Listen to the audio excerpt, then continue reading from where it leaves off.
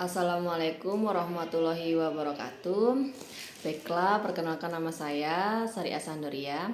Di sini saya akan menyampaikan materi yang berjudul kelainan refraksi. Jadi, kelainan refraksi itu sendiri mempunyai pengertian yaitu keadaan di mana bayangan yang tegas dibentuk oleh retina, tetapi bagian depan atau bagian belakang bentuk kuning dan tidak terletak pada satu titik yang tajam. Setelah definisi, kita mengenal dari etiologi dari kelainan refraksi. Penyebab dari kelainan refraksi itu sendiri ada beberapa macam. Yang pertama ada yang namanya hipermetropi, di mana hipermetropi itu adalah sumbu bola matanya itu pendek sehingga dia mengalami kelainan refraksi. Setelah itu ada yang namanya miopia.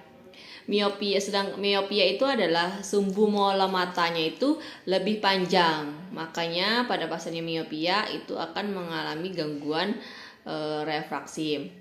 Lalu ada yang namanya astigmatisma. Astigmatisma itu adalah kelengkungan pada kornea itu pada penderita itu tidak simetris. Lalu ada yang namanya presbiopia. Presbiopia itu elastisitas lensanya berkurang. Setelah itu kita mengenal manifestasi klinis pada pasien kelainan refraksi. Manifestasi klinis itu adalah tanda dan gejala yang dialami oleh pasien-pasien yang mengalami kelainan refraksi. Yang pertama itu adalah penglihatan kabur. Jadi, pasien yang penglihatannya kabur itu dari jarak jauh itu yang tadi sebutnya miopia. Sedangkan pasien yang presbiopia dia kabur terhadap jarak yang dekat. Sedangkan pada pasien yang jarak dekat maupun jarak jauh itu kabur itu namanya astigmatisma. Setelah itu pada pasien yang mengalami kelainan refraksi itu matanya mudah lelah, ngantuk, matanya terasa perih, nyeri pada kepala. Selanjutnya di sini saya akan menjelaskan patoflow dari kelainan refraksi. Jadi di sini saya akan menjelaskan patoflow dari kelainan refraksi dimulai dari miopia. Di mana miopia ini ada yang namanya miopia aksial dan miopia refraktif. Jadi di sini ada miopia aksial. Miopia aksial, sumbu mata itu lebih panjang sehingga sinar sejajar dibias di depan retina. Maka akan menyebabkan kabur melihat mata dekat sehingga kita bisa mengambil diagnosa keperawatan yaitu perubahan sensori perseptual atau visual.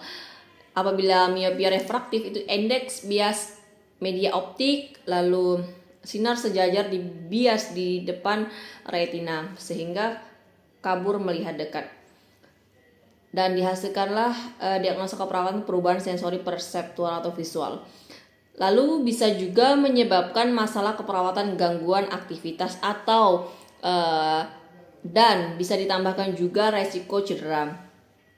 Lalu hipermetropia, di mana hipermetropia sama seperti miopia tadi. Hipermetropia juga ada aksial dan refraktif. Kalau aksial sumbu mata lebih pendek, kalau refraktif indeks bias media optik. Lalu sinar sejajar dibias di belakang sehingga akan menyebabkan kabur melihat pada jauh. Jadi pandangan pada daerah yang jauh itu akan menyebabkan kabur. Sama seperti tadi bisa diambil masalah keperawatan yaitu perubahan sensori perseptual atau visual, gangguan aktivitas dan risiko cedera. Lalu pada pasien presbiopia. Pada pasien presbiopia ini dia soal usia. Apabila usianya sudah naik, sudah semakin tua, maka semakin tua umur manusia akan menyebabkan otot akomodasinya lemah pada mata manusia. Lalu lensanya akan mengeras sehingga akan menyebabkan kehilangan elastisitas. Maka dari itu pada penderita ini akan menyebabkan penglihatan menjadi kabur dan bisa juga ambil diagnosa keperawatan, yakni perubahan sensori, perseptual, atau visual seperti tadi, dan resiko cedera dan gangguan aktivitas. Setelah itu ada astigmatisme, baik jauh maupun dekat. Astigmatisme itu tetap kabur. Karena apa? Karena kelainan kornea, sehingga mengalami perubahan lengkung pada kornea. Maka dari itu, berkas cahaya yang masuk pada berbagai bidang. Lalu sinar masuk dibiaskan pada tempat. Selanjutnya saya akan menjelaskan tentang komplikasi dari kelainan refraksi.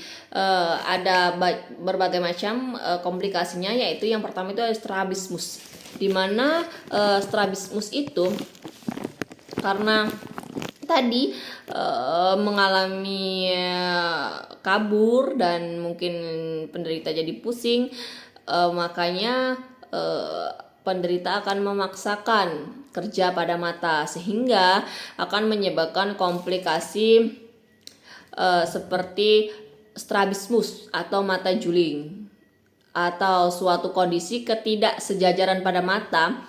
Pada satu mata mungkin fokus pada objek, pada satu mata lainnya itu berputar ke posisi yang lain, tidak fokus pada objek. Itu biasanya kalau dari awamnya itu bahasanya itu adalah juling. Yang kedua yaitu glaukoma. Yang kedua komplikasinya itu ada yang namanya glaukoma, di mana glaukoma itu adalah terjadinya peningkatan tekanan pada intraokuler yang terjadi pada mata, yang karena di dalam mata itu karena produksi cairan pada mata, yaitu aqueous humor berlebih. Yang ketiga komplikasinya itu ada yang namanya amblyopia, di mana amblyopia itu di mana penglihatan itu tidak jelas dan tidak fokus. Dan yang terakhir komplikasinya itu bisa terjadi kebutaan apabila terjadinya kelainan refraksinya sudah parah, sehingga akan menyebabkan terjadinya kebutaan. Selanjutnya pemeriksaan penunjang pada pasien yang mengalami kelainan refraksi itu pertama itu adalah pemeriksaan ketajaman pada penglihatan, di mana pemeriksaan ketajaman ini dilakukan di ruangan yang gelap, yang tidak terlalu terang, dan dengan cara menggunakan kartu Snellen. Selanjutnya ada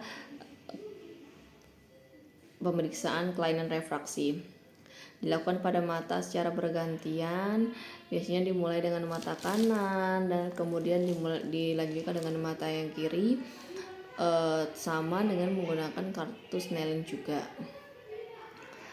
Setelah itu ada pemeriksaan presbiopia untuk lanjut usia dengan keluhan membaca, dilanjutkan dengan pemeriksaan presbiopia itu dilakukan penilaian tajam penglihatan dan dilakukan koreksi kelainan refraksi bila terdapat miopia, hipermetropia, atau astigmatisme. Pasien diminta membaca kartu pada jarak 30-40 cm, lalu diberikan lensa positif melalui +1 dinaikkan dengan 2 kali sampai. Selanjutnya kita ke penata laksanaan dari kelainan refraksi. Jadi penata laksanaan dari kelainan refraksi itu ada beberapa. Yang pertama itu pemakaian kacamata. Ini yang umumnya ditempuh oleh banyak penderita kelainan refraksi. Karena mengapa? Karena ini murah dan merawatnya itu mudah. Yang kedua yaitu dengan menggunakan kontak lens. Dengan menggunakan kontak lens yang menggunakan lensa yang tipis diletakkan di depan kornea. Yang ketiga yaitu dilakukan pembedahan refraksi. Ada beberapa cara untuk melakukan pembedahan refraksi, dari mulai radikal keratotomi itu dengan menggunakan pisau, atau ada yang menggunakan laser, atau ada yang keratomilisis. Bila kornea terlalu cembung sisi kemudian dikurangi kecembungannya dan dilengketkan kembali. Setelah itu yang keempat ada yang namanya tindakan epiratopati. Baiklah, itu saja yang dapat saya sampaikan materi dari kelainan refraksi pada tugas mata kuliah keperawatan medikal bedah ini. Saya ucapkan terima kasih. Wassalamualaikum warahmatullahi wabarakatuh.